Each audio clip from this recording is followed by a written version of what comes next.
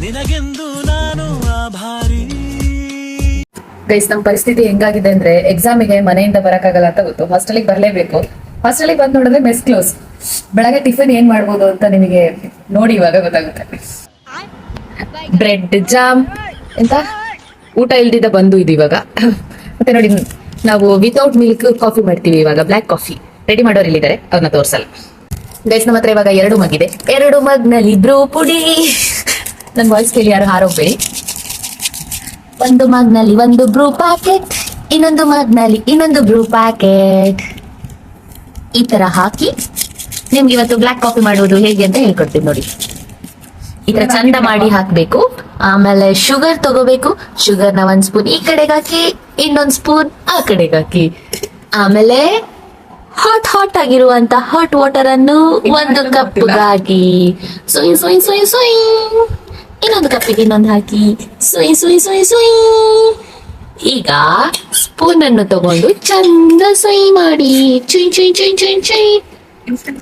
Instant Bru coffee ready.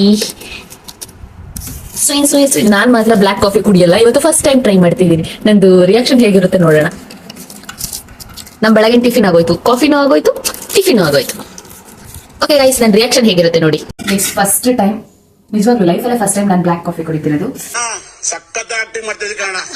Taste ಹೇಗಿರುತ್ತೆ, expression ಹೇಗಿರುತ್ತೆ ನೋಡಿ, ಕಮೆಂಟ್ ಮಾಡಿ. ಮತ್ತೆ ಬ್ಲ್ಯಾಕ್ ಕಾಫಿದು ಲವರ್ಸ್ ಎಲ್ಲಾದ್ರೂ ಇರೋ ಬ್ಲ್ಯಾಕ್ ಟೀದು ನೋಡಿ.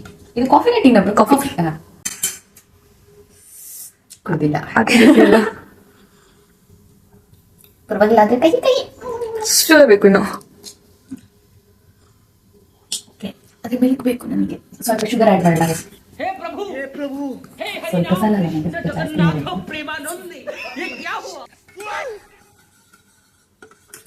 ನಾನ್ ಬರೀ ಇಷ್ಟ ಹಾಕೊಳ್ತಿದ್ದೆ. ನಮ್ಮ ಹಾಸ್ಟೆಲ್ ಒಂದು ಹುಡುಗಿ ಇದೆ, 1 ಕಪ್ ಟೀಗೆ 8 ಸ್ಪೂನ್ ಶುಗರ್ ಹಾಕ್ತಾಳೆ.